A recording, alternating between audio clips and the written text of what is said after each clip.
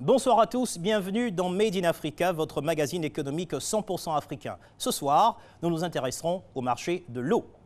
Nous pouvons boire différents types d'eau.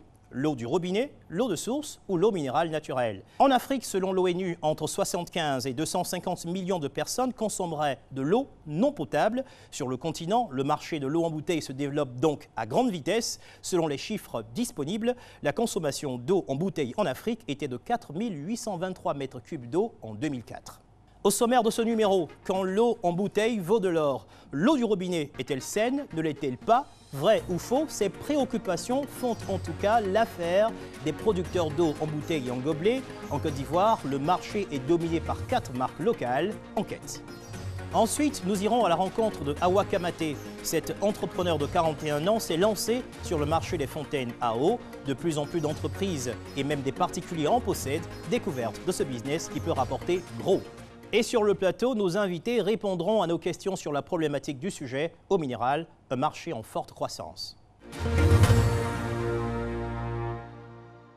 Traditionnellement, dans nos villages, l'eau ne s'achète pas, l'eau ne se vend pas. C'est une ressource naturelle nécessaire au fonctionnement de notre corps et au bien-être de notre vie. L'on va la chercher au marigot, à la rivière ou tout simplement au puits.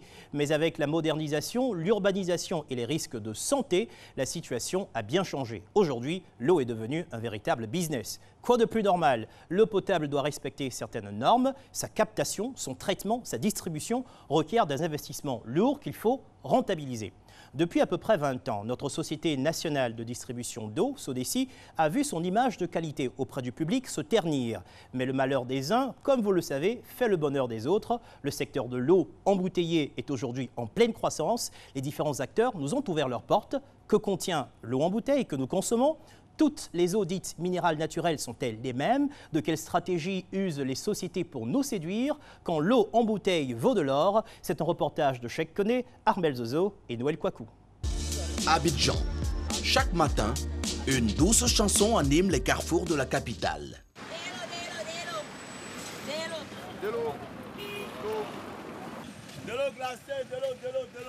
Des centaines de jeunes vendeurs d'eau en sachet, sans formation, parfois étudiants, attendent le consommateur.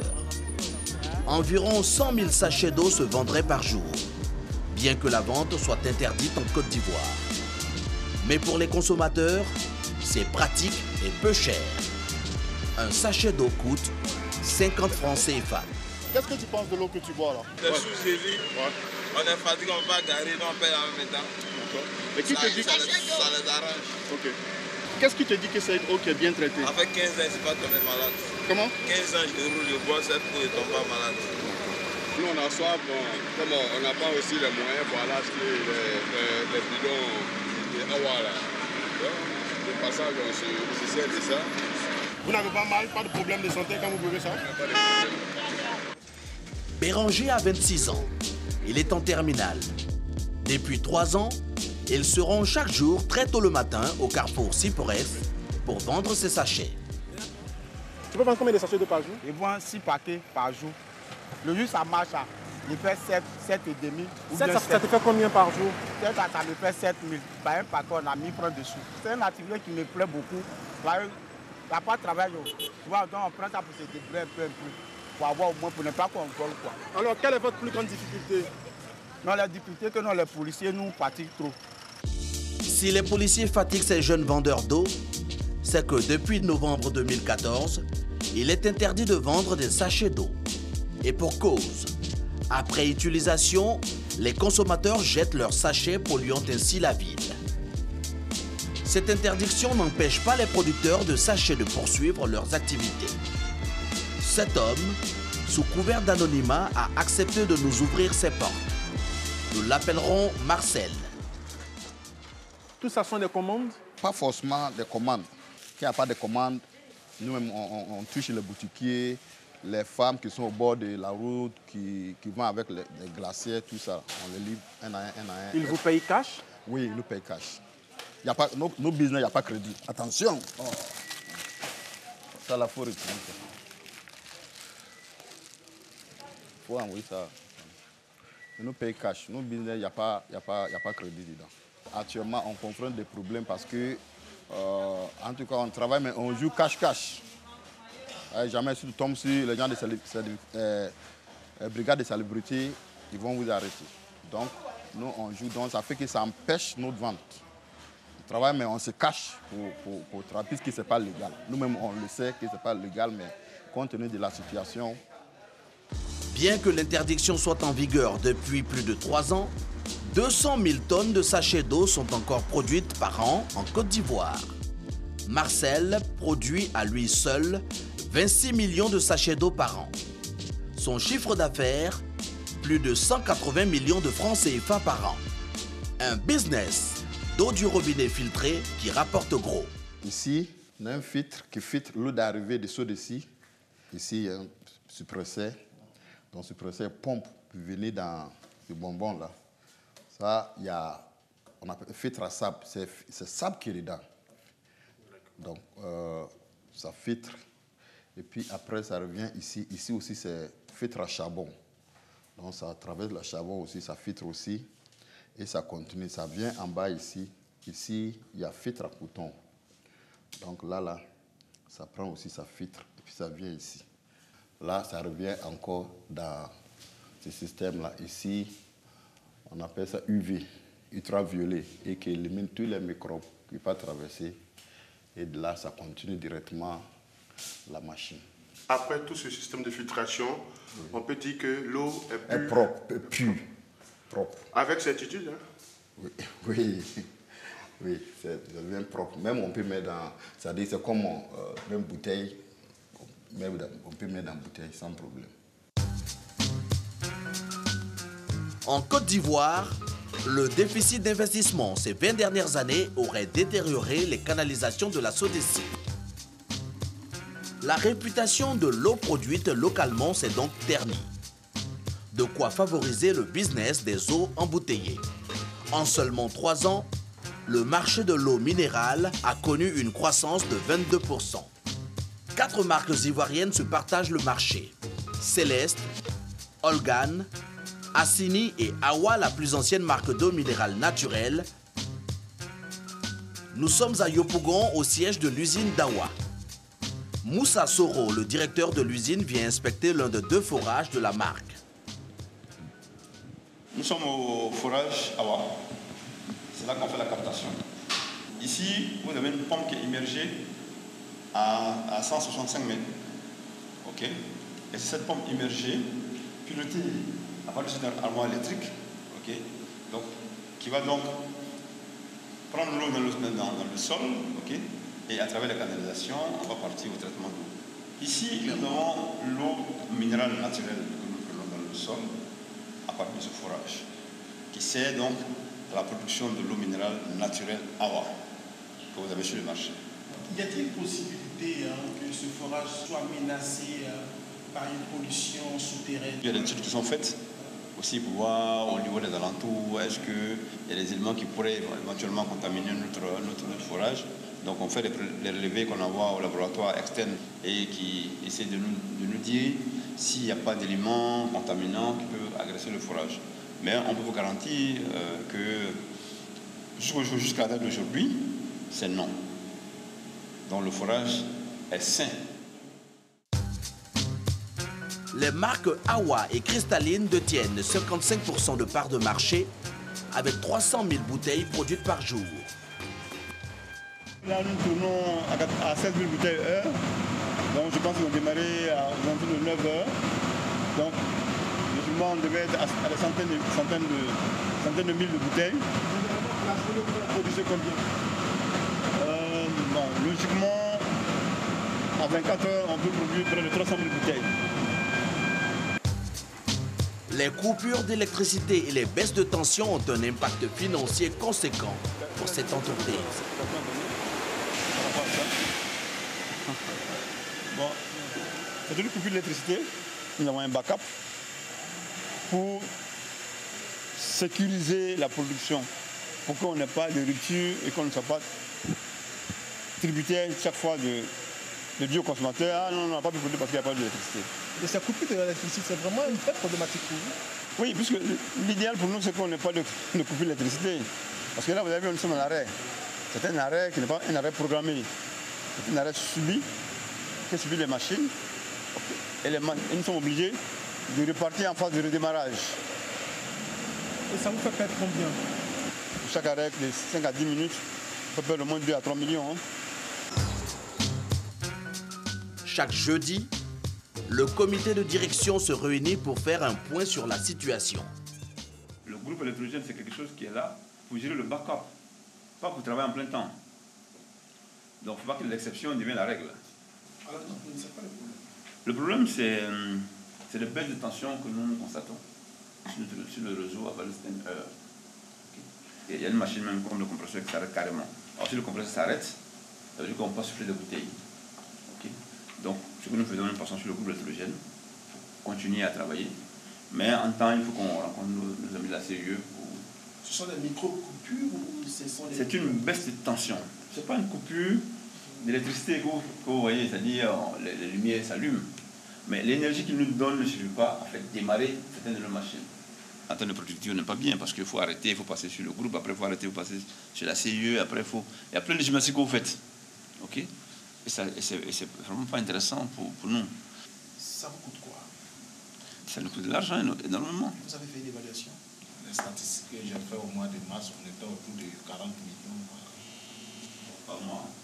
Non, pas par mois, sur 2 ou 3 mois. Autour de 40 millions par mois. C'est 40 millions qu'on aurait pu économiser. Ce sont des imprévus. C'est des imprévus, oui. Tous les fabricants d'eau sont confrontés à cette problématique de courant électrique. Voici l'un des poumons de ces usines, le compresseur. Il sert à fabriquer les bouteilles. Chez AWA, pour fonctionner à plein régime, il faut 380 volts de tension au compresseur. En dessous, la machine s'arrête. C'est donc le groupe électrogène qui prend le relais. Le carburant est cher, ce qui explique que cette perte est occasionnée de 40 millions de francs CFA sur 2 ou 3 mois. Qui dit eau minérale naturelle, dit aucun ajout en sels minéraux dans l'eau produite par la nappe phréatique. Alors qu'AWA prend sa source à Yopougon, Céleste et Olgane s'alimentent à Beaunois. Toutes les trois ont pour label eau minérale naturelle. Nous ne faisons que de la filtration. Nous n'ajoutons aucun produit chimique à notre eau. C'est pourquoi nous sommes une eau minérale naturelle. Alors, expliquez-nous la différence entre les différents types d'eau. Bon, vous avez les eaux minéralisées. Les eaux minéralisées, c'est de l'eau minérale, mais c'est une eau qu'on a enrichie en ajoutant des produits chimiques, en ajustant les paramètres, la teneur en sels minéraux du sang. Céleste et Olgane n'ont pas la même composition en sels minéraux et pourtant, toutes deux ont pour source la nappe phréatique de Beaunois. Quand Olgane annonce 2,44 mg par litre en bicarbonate sur ses bouteilles, Céleste annonce 202,5 mg par litre. Une différence importante pour une eau puisée dans la même source et qui porte toutes deux le label eau minérale naturelle. Nous avons demandé la composition de la nappe phréatique de Beaunois dans laquelle Céleste et Olgane puisent leur eau. Il s'avère que la teneur en bicarbonate est de 2,44 mg par litre, soit la même teneur que celle annoncée par Olgane. Alors, comment est-il possible que deux eaux puisées dans la même nappe phréatique puissent avoir une différence de 200 mg par litre de bicarbonate? Nous avons posé la question au directeur de l'usine Céleste. Nous n'avons obtenu aucune réponse. La force de Céleste se trouve dans son marketing. En 2010, cette marque s'est différenciée sur le marché grâce à son gobelet de 33 centilitres. Cette innovation a permis à Céleste de booster son chiffre d'affaires de 20%. La marque est désormais bien installée. Elle produit aujourd'hui 35 millions de bouteilles par an. Mais pas question de se reposer sur leur laurier. Début mars, la direction a décidé de lancer un nouveau format pour les restaurants. Je t'ai envoyé le nouveau échantillon de nouveaux produits. Oui, ça est là. 1,5 litres. Ouais. Le 1,5. Des restaurants. Ouais. Donc on a reçu le moule.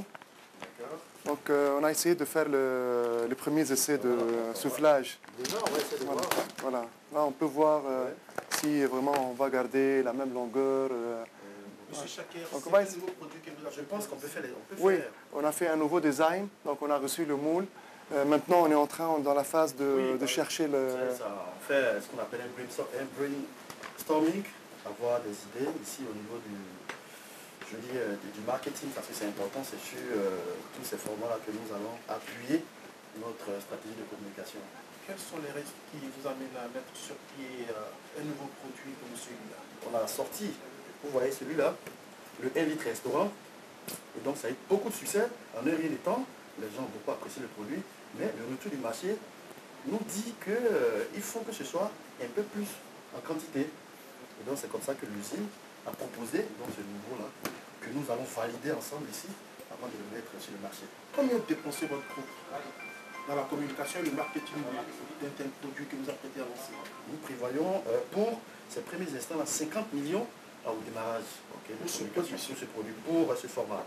Dans votre approche marketing de communication, quel est le produit qui a fait sensation après une bonne campagne?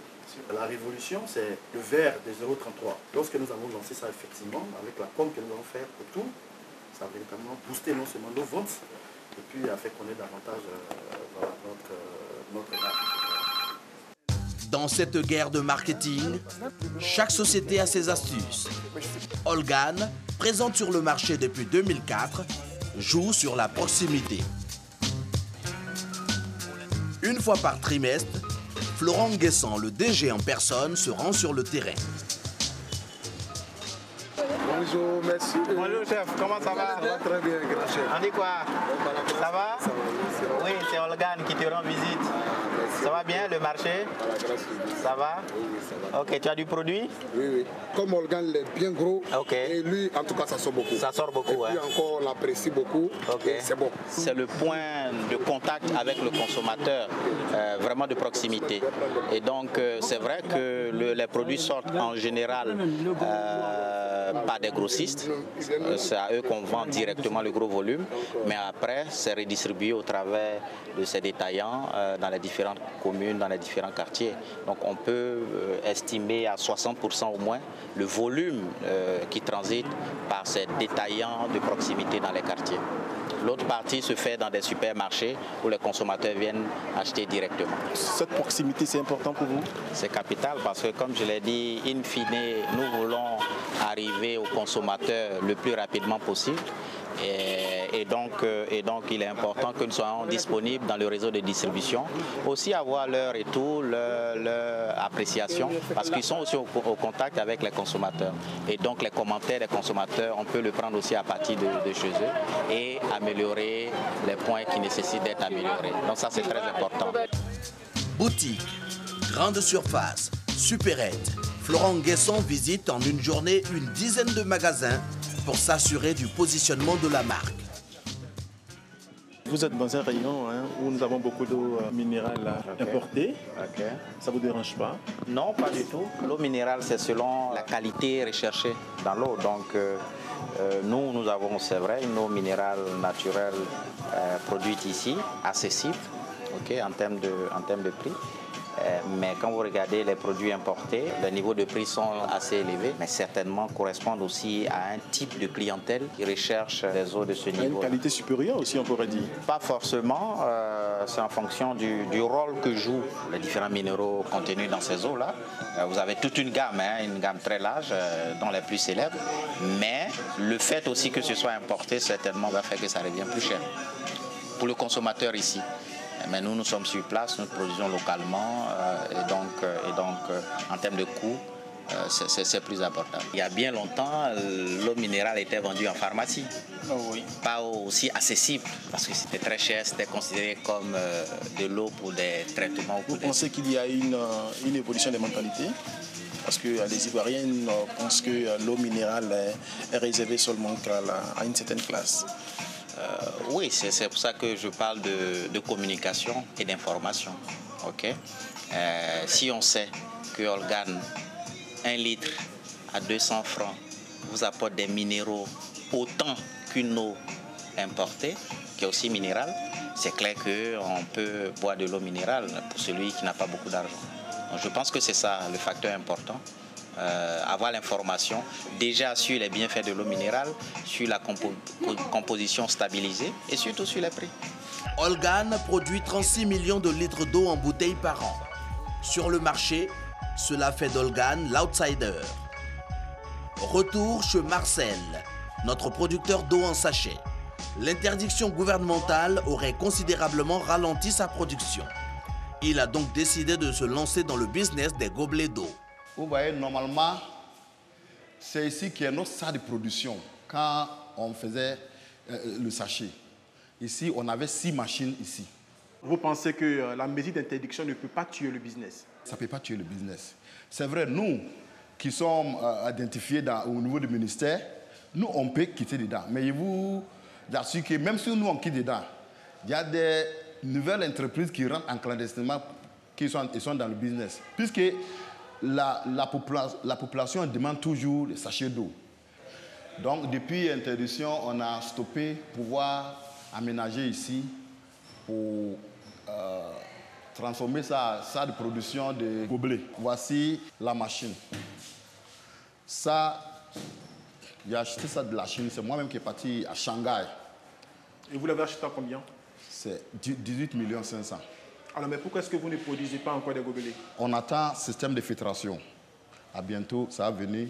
Maintenant, quand on installe net, on peut démarrer. La machine, quand c'est venu, on a fait un petit essai pour voir est-ce que c'est bon. Donc, vous voyez, voilà.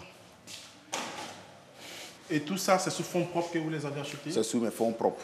Je suis parti voir ma banque. Je leur ai posé mon problème. Ils même le savent.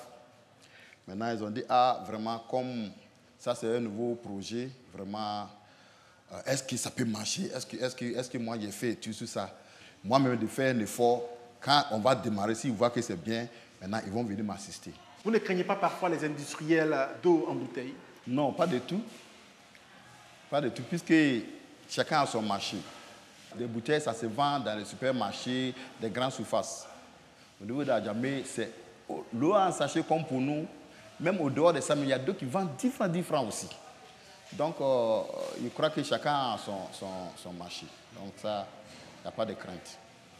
En attendant le système de filtration, Marcel est déjà sur la stratégie commerciale de son futur produit. Le stagiaire qui est venu ce matin, oui. Voilà, moi, le thème que je veux lui donner, du sachet au gobelet, quelle stratégie commerciale adopter pour de meilleures ventes? C'est important pour vous de maîtriser la migration du sachet au gobelet. C'est important pour vous? C'est très important, puisque, bon, il y a 2 produits différents. Il y a sachet et puis maintenant gobelet. Gobelet, actuellement, gobelet, ça se vend dans les supermarchés. Donc, on a besoin de former un commercial qui peut parcourir sur le marché pour pouvoir chercher des nouveaux clients pour nous. Pour mettre sur pied ce business du gobelet et sortir de la clandestinité, Marcel doit investir 150 millions de francs CFA. Un financement personnel sans soutien des banques. Carrefour Siporex. Béranger, comme chaque jour, est à son poste.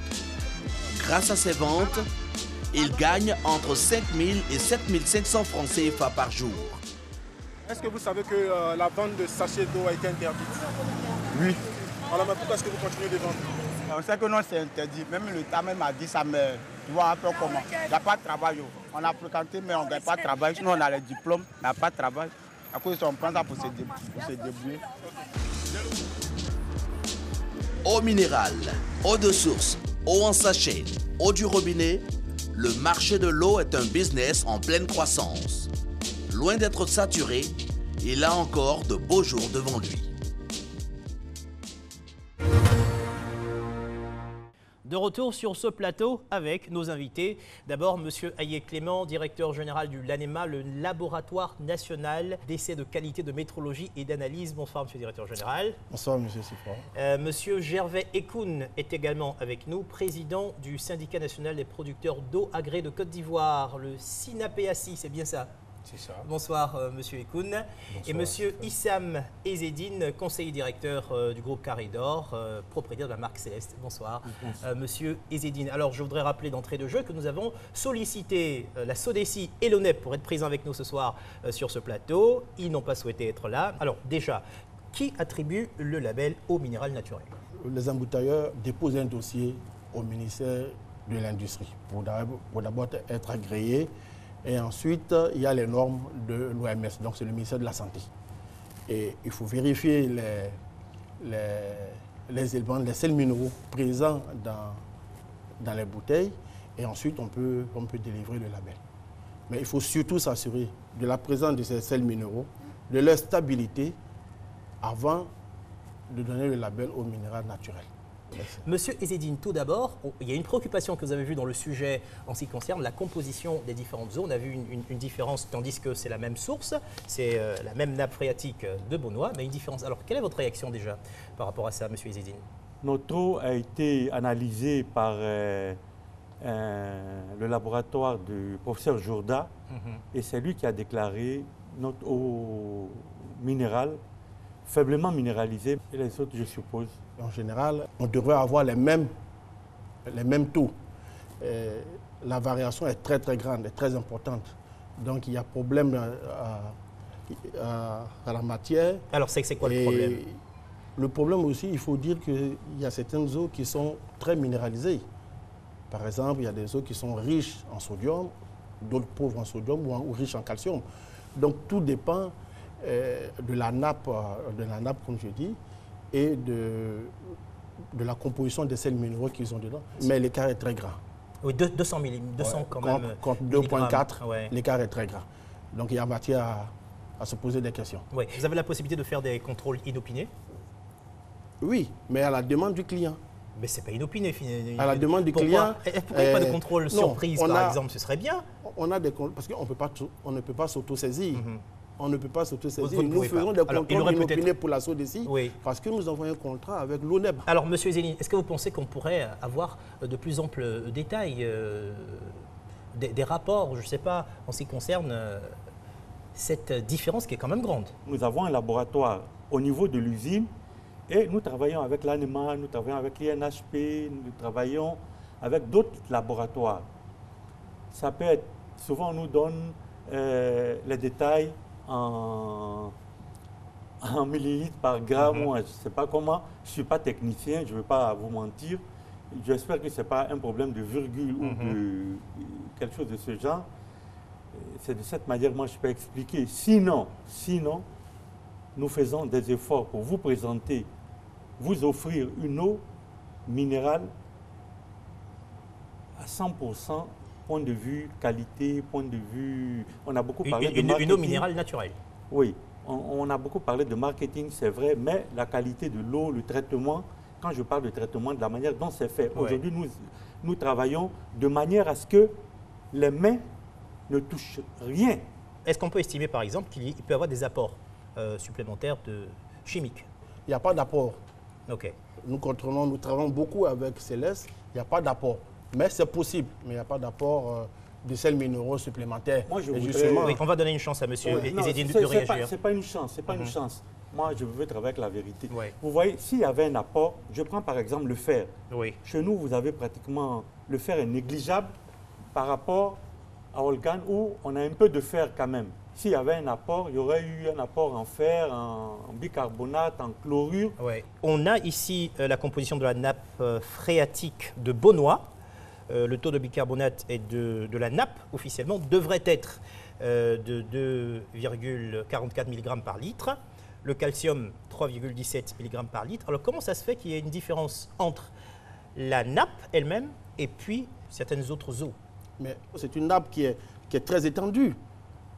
Donc, c'est possible que le taux de calcium ou bien le taux de sodium prélevé à tel endroit ou tel autre peut être différent.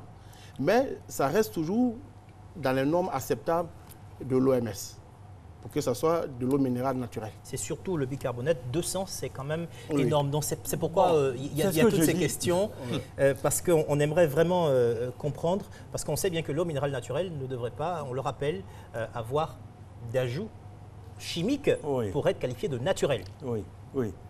Souvent, nous avons, je ne veux pas dire des difficultés, mais les laboratoires peuvent délivrer les résultats avec 1 gramme par litre, milligrammes par litre, des trucs de ce genre. Bon, je me demande si ce n'est pas quelque chose de ce genre qui a fait que... Non, bon, je ne sais pas. Je ne sais pas, je ne suis pas technicien. Je ne peux pas vraiment défendre ou... C'est bien noté. Alors, Céleste, vous avez été les premiers à sortir le gobelet. Aujourd'hui, on demande aux producteurs d'eau en sachet de migrer vers les gobelets. Monsieur Ekoun, alors comment est-ce que vous ressentez déjà ça? Et puis, vous avez vu tout à l'heure dans le sujet, c'est une eau qui continue d'être vendue pendant qu'il y a eu une interdiction. On n'a pas peur d'être ici parce que c'est 200 entreprises, c'est 36 milliards de chiffre d'affaires par an, c'est 2000 emplois directs et 30 000 emplois de façon cascadée depuis les grossistes jusqu'aux détaillants. Vous négociez et en même temps vous produisez, parce qu'apparemment, on a vu qu'il y en a qui continuent de produire. Il y a 25 millions d'Ivoiriens. Nous sommes dans un pays tropical humide. Il fait chaud pendant 9 mois et demi de l'année et il pleut pendant 2 mois et demi. Pendant les 9 mois et demi, comment voulez-vous que les populations rurales à faible revenu puissent étancher leur soif lorsqu'elles sont ces populations-là en déplacement? Quand vous prenez la commune d'Adiamé, c'est une commune qui, d'ordinaire, a 300 000 habitants. Elle se retrouve avec 2 millions d'habitants qui transitent pour les opérations économiques. Mais cette population-là, elle se nourrit comment? N'oublions pas cela. Déjà, est-ce que vous êtes déjà conscient des risques juridiques et judiciaires? Bien entendu. Il risque quoi, par exemple, ce monsieur? Ce monsieur, il risque un emprisonnement. Et c'est ce qui est déplorable. Et c'est pour ça que nous continuons de discuter. Nous disons, la seule chose que nous demandons à l'État, c'est de trouver un cadre. Madame le ministre disait tout dernièrement, après les casses, et ce qui est déplorable, Madame le ministre disait qu'il y a des solutions de reconversion. Mais on va à la reconversion comment? On ne peut pas à la reconversion quand vous ne pouvez pas discuter avec les mêmes acteurs que vous avez installés. Monsieur Ezzedine, question pour vous. Qu'est-ce que vous pensez de ce qui se passe aujourd'hui au niveau du secteur de la vente d'eau en sachet? Au niveau de l'eau en sachet, il y a 2 difficultés. L'eau en sachet, en lui-même, on ne peut pas dire qu'il est mauvais. Il étanche la soif, il est parfois de bonne qualité par certaines entreprises, mais parfois il y en a qui abusent, qui profitent et qui font de l'eau n'importe comment. On peut tomber malade. Est-ce que vous avez cette possibilité de développer aujourd'hui des eaux en sachet dans des sachets biodégradables? Est-ce que c'est possible? Mais le problème est qu'on ne veut pas des sachets d'eau, un point c'est tout. Alors que qu'est-ce que le prouve l'État? Moi, j'ai le décret. L'État souhaite qu'on puisse passer à des sachets biodégradables. Est-ce que vous avez lancé la procédure? On a lancé la procédure. Si vous prenez, je ne l'encourage pas. Mais quand vous prenez un sachet d'eau aujourd'hui produit, vous allez lire là-dessus que la matière est biodégradable. On a parlé d'interdiction des sachets plastiques. Mais quand vous regardez sur toutes les grandes surfaces, il y a du lait containerisé dans des sachets plastiques. Peut-être que c'est biodégradable. Il y a du jus. Mais quand on voit les sachets d'eau, alors, donc nous disons, est-ce que c'est parce que nous sommes des petites structures à pas trop grands moyens, ou bien qu'est-ce qui fait qu'on protège les uns et qu'on s'acharne? Vous avez un sentiment d'injustice? Nous avons le sentiment d'injustice. Est-ce que vous arrivez, si vous pouvez le permettre, monsieur le directeur général, est-ce que vous arrivez quand même à contrôler cette eau-là, vu qu'il y a une interdiction sur la production d'eau en sachet plastique? On le faisait jusqu'en 2010. Donc ça veut dire que ce monsieur qui vend son eau, c'est une eau qui n'est pas contrôlée par les laboratoires? Non, qui n'est pas contrôlée. Et depuis 2010 jusqu'à 2013... Risque donc de santé publique. Je ne suis pas d'accord. Peut-être qu'il le contrôle ailleurs, mais nous... L'arrêté que le ministre a signé, que je tiens ici, donne obligation à l'ANEMA de faire des contrôles. Et notre tutelle, c'est le ministère de l'Industrie, qui a souhaité travailler après avec l'Institut Pasteur. Et donc, quand vous rentrez avant la prise du décret, dans chacune de nos entreprises, il y a la procédure d'octroi de l'octroi de l'agrément, il y a la procédure de fonctionnement et il y a aussi les attestations délivrées par l'Institut Pasteur.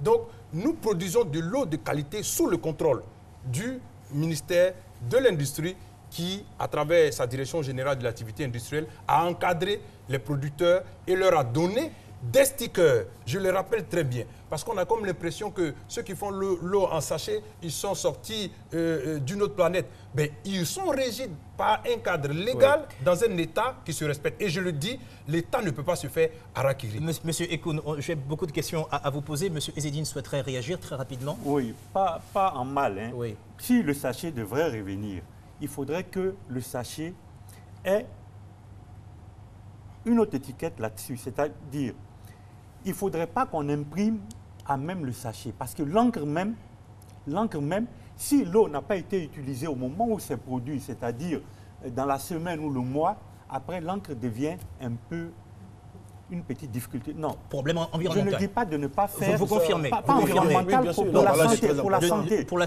santé. C'est-à-dire, moi, je dis, si on fabrique tout de suite un sachet d'eau, on prend un autre sachet sur lequel on imprime ce qu'on veut et on s'arrange à pas coller, pas forcément coller, puisqu'aujourd'hui, avec la chaleur, on peut faire coller la... Donc, c'est une autre préoccupation. Alors, il y a beaucoup de questions de préoccupation. Avec votre permission, on va partir pour le deuxième sujet. On va découvrir une dame. En 2015, Awa Kamaté lance son entreprise de vente de fontaines à eau. Il s'agit d'une machine qui distribue de l'eau chaude, froide ou à température ambiante. Vous en voyez dans vos entreprises, certains d'entre vous en possèdent chez eux. Une fontaine est alimentée soit par une bonbonne ou par l'eau du robinet. On parle alors d'une fontaine à réseau. Chaque jour, Awa Kamaté part à la conquête de nouveaux clients et ça marche. En 2 ans, elle a réussi à convaincre une centaine de sociétés de s'équiper chez elle. Fontaine à eau, un business porteur. C'est un reportage de Cheikh Koné, Armel Zozo et Noël Kouakou. À Djamé, 8 h du matin. Awa Kamaté, 41 ans, s'est lancé dans le business des fontaines à eau depuis 2015. Ses clients, des entreprises privées, des administrations, mais pas uniquement. Bonjour, monsieur. Oui, bonjour, madame. Viens voir la fontaine. Allez-y. Merci beaucoup. Bonjour, monsieur. Bonjour, madame. Ah, on voit que vous êtes en train d'utiliser la fontaine, là. Effectivement, oui. C'est bon? Très bon. Ça marche bien. L'eau chaude, ça chauffe très bien. Très bien, très bien. L'eau glacée aussi, pareil. Dieu merci. Qu'est-ce qui a été le déclic pour que le commissariat du port puisse véritablement prendre une de vos fontaines? Vous savez, eux, les policiers, ils veillent souvent. Donc, ça leur permet d'avoir leur petit café à tout moment. Ils ont de l'eau glacée à tout moment. Vraiment, ça les rend autonomes. Ça les rend autonomes. Les fontaines à eau sont des distributeurs d'eau potable purifiée. Il en existe 2 types. Les fontaines alimentées par une bonbonne de 5 à 20 litres, elles s'installent n'importe où. Et les fontaines à réseau, que l'on branche directement sur une arrivée d'eau. Il vous faut compter entre 150 000 et 300 000 francs CFA pour en posséder une. Racontez-nous, comment est-ce que vous êtes arrivé à ce business? J'ai commencé au fait dans l'assurance. Et quand on a ouvert notre cabinet, il y a une société qui nous a approchés pour nous vendre aussi les fontaines. Donc ils ont eu à installer une fontaine chez nous. Et après j'ai constaté, comme moi je suis dans l'assurance, je suis commercial, je suis un peu partout. Quand je partais dans les entreprises, j'ai constaté qu'il n'y avait pas de fontaine dans les entreprises. On n'en voyait pas trop. Je me suis assis, j'ai réfléchi, j'ai dit mais bon, ça en vrai c'est un bon business. Et j'ai commencé à en parler à mes clients dans mes prospections d'assurance. Et j'ai vu que ça intéressait les gens. J'ai dit tiens, pourquoi pas essayer aussi. Et c'est ainsi qu'on a commencé de bouche à oreille, à demander, chercher la clientèle à gauche, à droite. Et c'est comme ça c'est parti. Sur chaque fontaine vendue, Awa gagne entre 60 000 et 100 000 francs CFA. Elle en vendrait 75 par an. Grâce à la vente des fontaines, Awa gagnerait entre 4 500 000 francs et 7 500 000 francs CFA par an. Ces journées, elle les passe à démarcher de potentiels nouveaux clients. Alors, Par rapport à vos bonbons, c'est ça, non? Installez-vous. Merci beaucoup.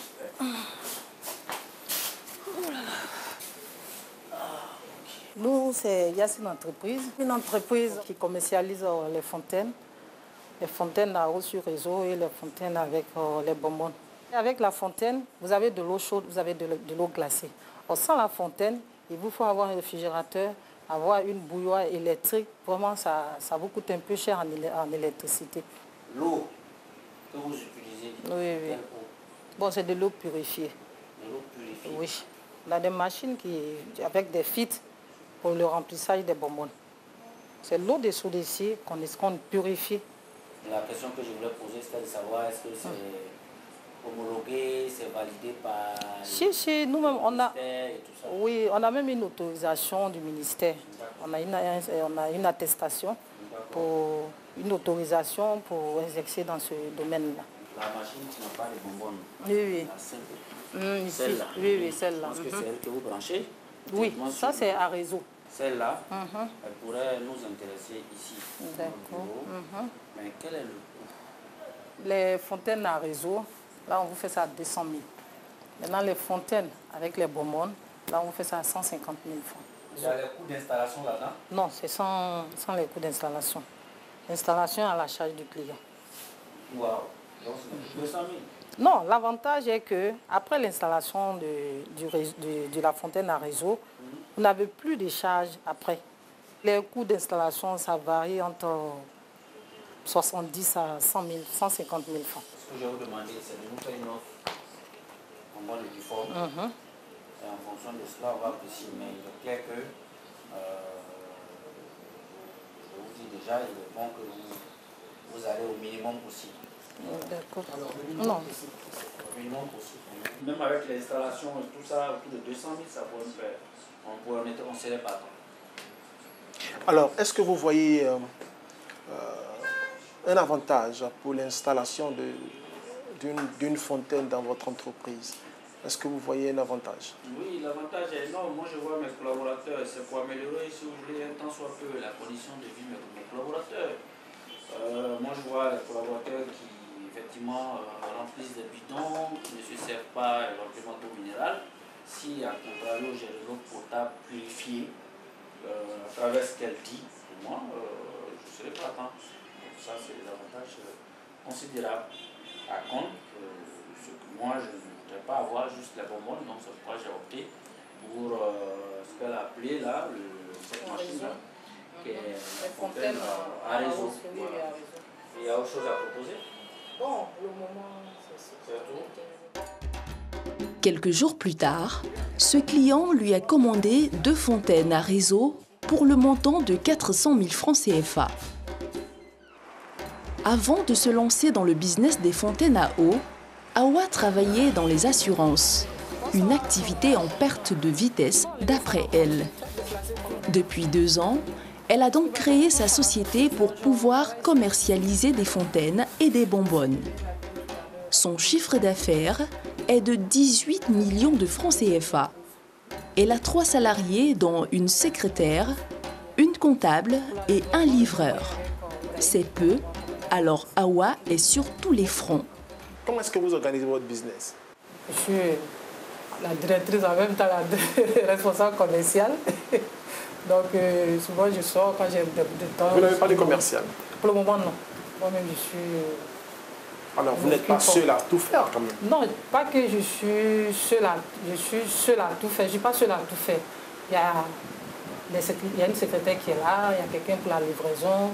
Et ce qui concerne le... Au total, vous avez combien d'employés? Au total, nous sommes 4. J'ai 3 employés plus moi-même, et ça fait 4 personnes. Et comme emploi indirect? Comme emploi en direct, on a 2 en emploi indirect. Plus on installe les fontaines à eau sur réseau, on a besoin d'un électricien et d'un plombier. Donc quand on a des contrats pour les fontaines à eau au réseau, on appelle ceux-là pour venir exécuter ces contrats-là. Et après, on leur donne ce qu'ils veulent. Vous le trouvez rentable? Oui, c'est rentable. L'activité est rentable, mais à condition vraiment d'avoir les moyens pour se lancer dedans. Parce que pour le moment, nous travaillons sur fonds propres. Ce n'est pas facile pour nous. Ce n'est pas facile. Donc on a besoin de financement pour pouvoir développer cette activité. Sinon, il faut le dire, c'est un secteur qui est vraiment rentable. Il est clair que vous n'êtes pas seul sur le marché. Non, nous ne sommes pas. Vous faites face à une forte concurrence? Oui, une très, surtout les grands. Il y a une forte concurrence quand même. C'est vrai qu'on n'est pas beaucoup, mais ceux qui sont là, il y en a à côté, vraiment, ce n'est pas des enfants. Alors, comment est-ce que vous en sortez dans ce marché assez concurrentiel? Par la grâce de Dieu, on essaie de faire notre petit bonhomme de chemin, un peu, on avance à côté d'eux. On espère qu'un jour, à la grâce de Dieu, on devienne plus grand encore. Dans ce business, outre la vente de fontaines, il y a la vente des bonbonnes et le remplissage de ces dernières. Une fois les bonbonnes vides, les clients peuvent compter sur Awa pour assurer le remplissage. Comme ce jour, un de ses plus gros acheteurs lui a demandé d'en remplir 60. Pour ce faire, elle sous-traite le remplissage à une entreprise agréée. Sur chaque bonbonne, Awa reverse 1500 francs CFA à cette société. Puis, elle revend 3000 francs CFA la bonbonne remplie à son client. Sur chaque bonbonne remplie, elle gagne donc 1500 francs CFA. On accélère. S'il vous plaît. Parce qu'on a un rendez-vous là. Donc on a livré rapidement. Le client nous a appelé là. Donc on le fasse vite. C'est bon? 16. D'accord, allez-y. Alors, on va vite. Alors, pour la journée d'aujourd'hui, vous avez combien de bonbonnes? Bon, on a 40 bonbonnes remplies. 40 bonbonnes. Oui. C'est pour un client? Oui, ça c'est pour un client. On va livrer ça rapidement. Maintenant, là même au niveau de Cocody. Demain, on va envoyer des bonbonnes vides pour pouvoir les remplir. Parce qu'on a une commande de 50 bonbonnes. Donc demain, on va venir faire ça rapidement. Alors, monsieur, par jour, combien de commandes de bonbonnes vous recevez par jour en moyenne? On peut avoir plus de 100, 200 bonbonnes. Qu'en est-il de la qualité de votre produit? C'est quel type d'eau? Tout le monde en parle ici. C'est l'eau de la solution que nous traitons. Merci beaucoup. Fais-moi en partie. Ces 60 bonbonnes remplies sont pour la compagnie ivoirienne d'électricité. Quand vous achetez une fontaine à eau, il vous faut également acheter une bonbonne. Grâce à ces volumes d'achat, Awa arrive à négocier ses bonbonnes d'eau à 3800 francs CFA pièce. Elle revend ensuite chacune d'elles 10 000 francs CFA, soit un bénéfice de 6 200 francs CFA par bonbonne vendue. Chaque jour, Awa enchaîne 2 à 3 rendez-vous. Ce matin, c'est avec l'Agence nationale de la formation professionnelle, l'AGFOP.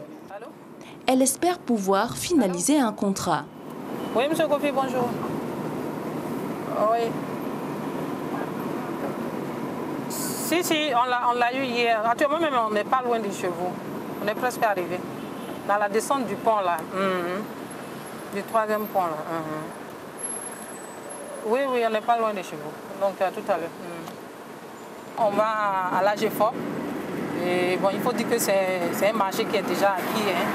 On avait déjà discuté avec la mutuelle. Et bon, comme il y a eu changement au niveau de la direction, l'ancien président n'est plus là. Et il y a un nouveau président intérimaire qui est là. Donc il faut qu'on aille le voir pour essayer d'échanger un peu avec lui, discuter avec lui, pour pouvoir arrêter, pour voir dans quelles conditions on va travailler, tout et tout, pour faire l'installation des fontaines. Parce qu'il faut dire qu'avec les entreprises, ce n'est pas du cash. Nous, on travaille sur fonds propres. Nous, on finance, on préfinance et après, on nous paye. Et c'est des factures qui peuvent durer 2 à 3 mois. Awa a rendez-vous avec le président du conseil d'administration et le président de la mutuelle des agents de l'AGFOP.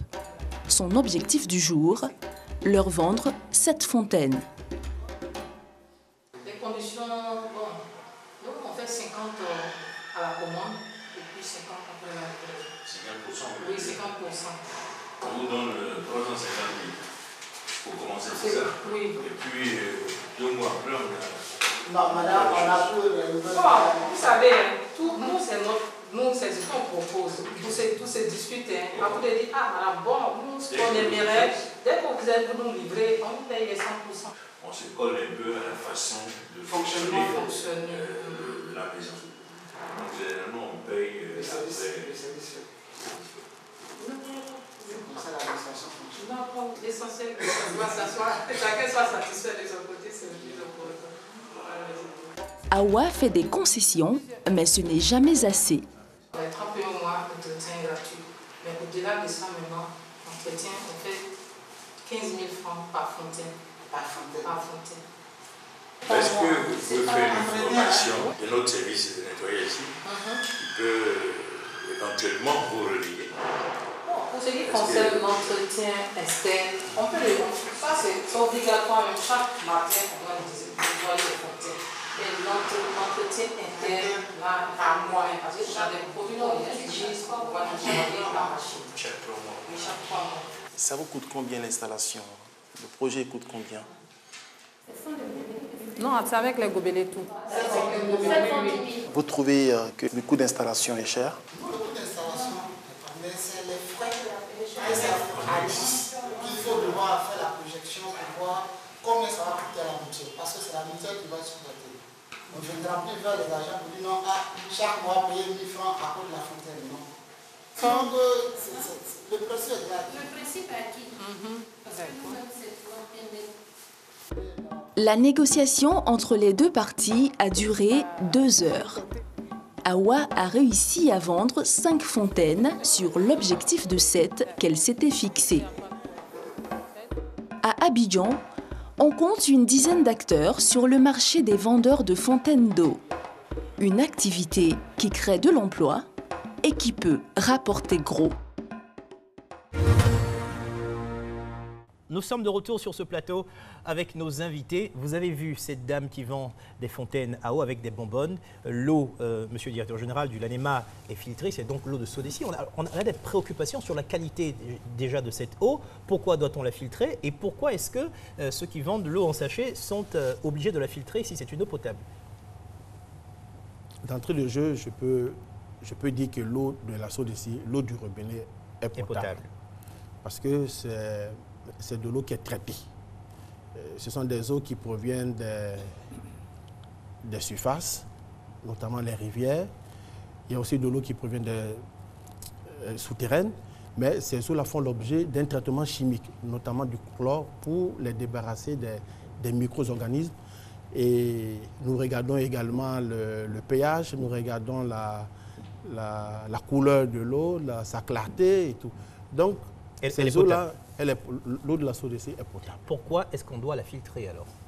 Bon, on doit la filtrer pour justement se débarrasser des bactéries éventuellement, puisque c'est de l'eau qui vient des rivières, soit des nappes souterraines, mais pas forcément des nappes. Est-ce que cette eau a le même niveau de potabilité dans toute la Côte d'Ivoire? Ça dépend des régions. Oui. Ça dépend des régions. Monsieur Kuhn souhaiterait réagir. Je veux dire que, la question que vous posez, elle est très fondée, puisque nous sommes clients de la Sodeci.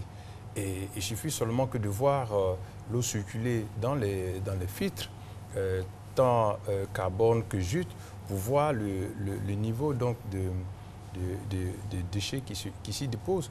Nous pensons que pour notre simple opinion, que les tuyaux de canalisation, tout ce qui est canalisation, normalement, doit être revu. Oui. Parce qu'il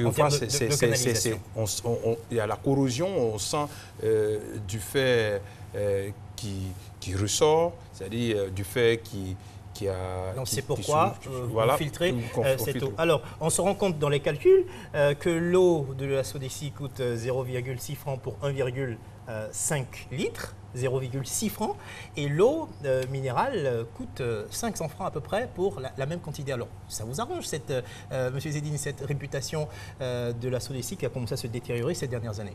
Ça arrange les affaires? Non, ce n'est pas que ça nous arrange à proprement dit. Bon, nous, on souhaite que la Sodeci améliore son eau. L'eau traverse des dizaines de kilomètres avant d'arriver chez le consommateur. Donc, la tuyauterie, si elle est vétuste, peut occasionner des problèmes, peut entraîner des troubles dans l'eau. Mais à la source, dans les stations d'épuration de la SODECI, quand l'eau sort de là-bas, elle est de bonne qualité, c'est une eau potable. Alors, concernant maintenant les bouteilles d'eau minérale qui ne subissent pas de traitement chimique, il n'y a pas de traitement contre les microbes. Alors, est-ce que cette bouteille peut être utilisée après ouverture sur 10 jours ou 20 jours? Est-ce qu'il y a des risques de contamination de cette eau? Si la bouteille est bien conservée, parce qu'il faut quand même conserver les bouteilles à l'abri de la lumière, dans des endroits secs, là où il n'y a pas de poussière. Une bouteille ouverte, hein? Ah non, si elle est ouverte, il faut la boire dans les 24 heures. Est-ce que vous confirmez ça? Mais une bouteille d'eau qui est ouverte, il faut la consommer en même temps ou, comme il a dit, dans les 24-48 heures. Oui. Parce qu'une eau, elle se détériore. Oui. Qu'elle soit potable, minérale, minéralisée ou autre, une eau, elle se détériore une fois qu'elle a contact avec l'air libre. Et même si on remet le bouchon? Même si vous remettez le bouchon, que l'espace où vous déposez la bouteille est humide ou sale ou je ne sais pas quoi, ou si votre main, la main qu'on a utilisée pour ouvrir le bouchon et autres, était sale, ça peut contaminer la bouteille. Alors donc, pourquoi on n'écrit pas dessus à consommer 24 heures après l'ouverture? Ce serait bien aussi pour le consommateur. Oui, mais c'est écrit là-dessus. La date de péremption de la bouteille est bien indiquée. Oui, après ouverture. Après l'ouverture, mais une eau n'est pas ouverte pour rester un mois, 2 mois ouverte. Il faut le dire, on ne le savait pas tous forcément. Chez moi, à la maison, on utilise 6 à 7 bouteilles d'1,5 litre par jour. Donc, on ne pose pas le problème.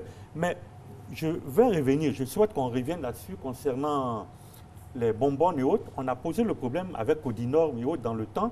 Et on avait promis à Codinor écrire sur les bonbonnes que une fois qu'on ouvre la bouteille, 48 heures après, il faut qu'elle soit utilisée. Oui. Parce qu'on aurait souhaité, ceux qui ont commencé à distribuer les bonbonnes, ceux qui les achètent veulent de l'eau en bonbonnes. Ils viennent vers nous parce que nous produisons de l'eau. Mais nous n'avons pas le droit de produire des bonbonnes de 10, 20 litres. On a le droit, à titre exceptionnel, en Côte d'Ivoire, comme au Sénégal, les gens ont accepté qu'on fasse des bonbonnes de 5 litres. On a demandé qu'on remonte à 10 litres, parce que quand même, avec un appareil, on peut monter une bouteille, une bonbonne de 10 litres.